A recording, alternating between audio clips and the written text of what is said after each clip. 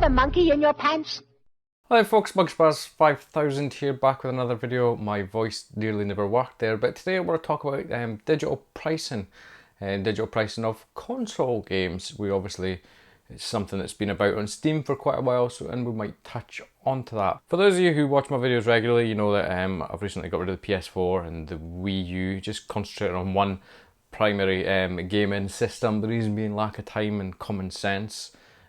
Or try to be sensible, I should say. So I've obviously went with the Xbox One, and just very recently I also got this 4TB external drive for the Xbox One, which obviously increases the storage capacity of the console significantly. So then I got thinking, I'm going to keep this machine a long time. I've just recently invested in that hard drive, a headset for it. The kids play on it quite a lot, so I'm not going to be able to get rid of it. I no longer have a gaming PC. Obviously I've still got my retro systems, but for modern gaming, I'm going to keep that for quite a while now.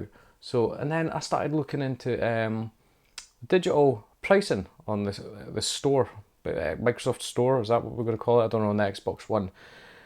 And I thought, right, I'll go down that way. The reason being, obviously digital only's got some benefits. Games are readily available. You don't need to drive somewhere to get them.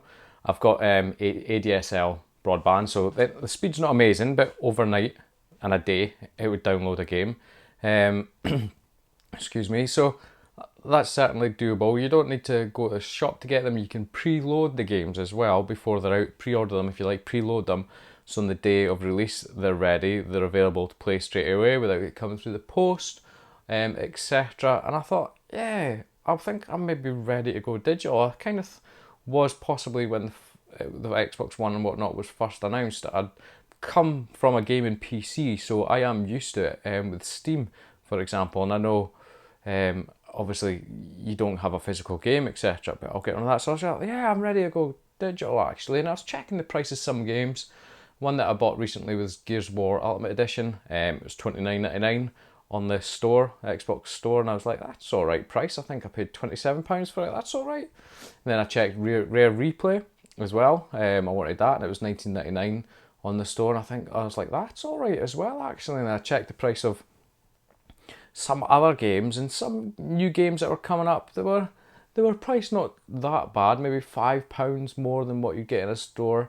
Extreme end of the scale, £10 more than what you'd get in a store. And I was like, for the fact that I can probably pre-order a game now if I wanted and not have to go to a shop and I get it on the day of release and it's already downloaded, paying £5 extra for the convenience of it isn't that bad. I thought that's fairly decent. And then I checked some older games like Shadow of Mordor. What else? Oh, there was another old game as well. For the life of me now, I cannot remember what it was, but it was quite an oldish game, an early sort of Xbox game. But Shadow of Mordor, I think, was like £45.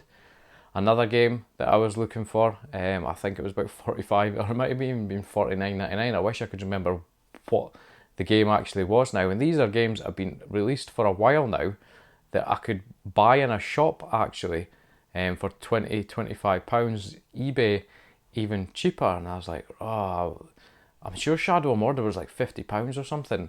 And you could get it for £20 probably, £25 in a shop or eBay. And I was like, I don't want to pay twice as much just for the convenience of having it there. And I was like, so I'm a bit like this with digital, going digital only. I am ready for it. I'm quite willing to do it. I understand that you don't get you don't have the physical games, you can't trade them in, you can't sell them. I tend to I'm not the kind of person that trades games in. I sell everything. No, I'm not the kind of person that trades games in, and obviously I'm making the commitment to the Xbox One and I'm not planning on getting rid of it anytime soon. So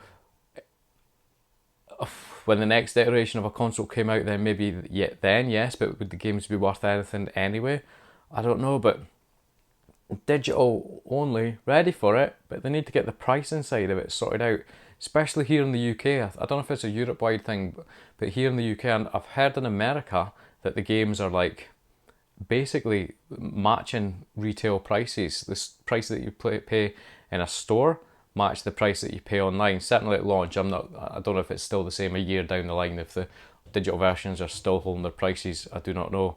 But here in the UK, they need to get it sorted out. I don't know if it's a case of they're too scared to annoy the stores, because obviously they use the stores as a big way to promote the games, sell the consoles, etc. as well.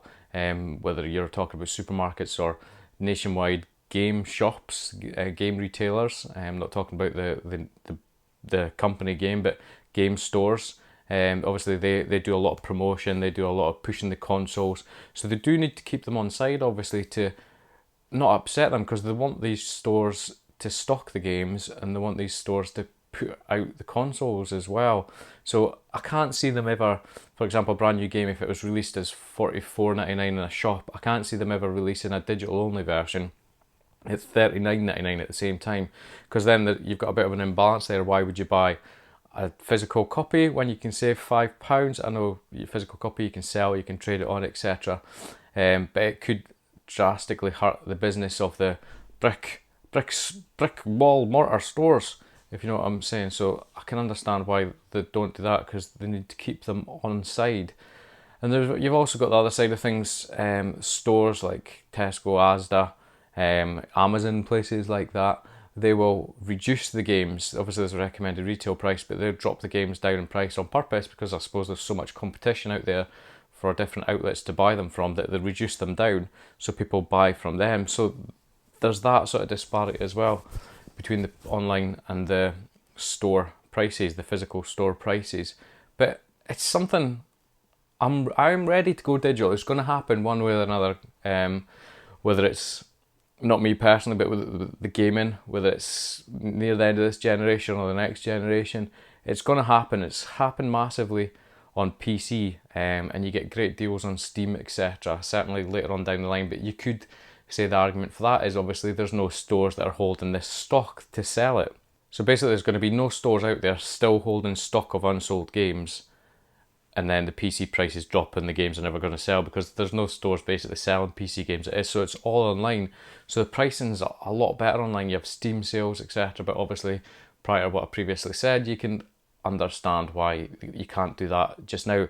I think maybe if the balance was ever to tip, where a lot more people were buying online digital only rather than going to stores, then you might see a difference. But who knows, the stores might drop the price. I don't know. But some of the pricing, like I say, here in the UK, it's completely out of whack and makes no sense at all. But I'm ready to do it. I'm ready to go digital. I'm still swithering about it, to be honest with you.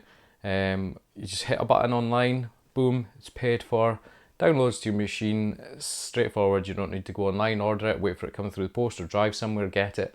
I'm still, I'd say 60-40 as thinking about going digital. I can understand the argument, especially from a collector's point of view. You like the physical medium in your hand, but at the same time, it's gonna happen at some point down the line. Whether you get used to it now or later on, or I do not know, guys, I do not know. But I would really love to hear your comments down below on this, what you think about digital versus physical, because it is going to happen, and I'm still severely tempted to go down that route. My mind's not 100% made up either way at this moment in time. I do not know. But it's a quick little waffle. It's just something that was on my mind. I was going to do it, and I saw some games that were a year old that were still ridiculously priced, and it put a bit of doubt on my mind. So I'm still like, I'm not sure. But from my point of view, I'm quite bad for going into a shop and maybe just seeing a game, especially like a second-hand sort of game shops. Oh, pick that up, blah, blah, blah. I've been buying loads of games at once, and I probably never ever get round to playing it.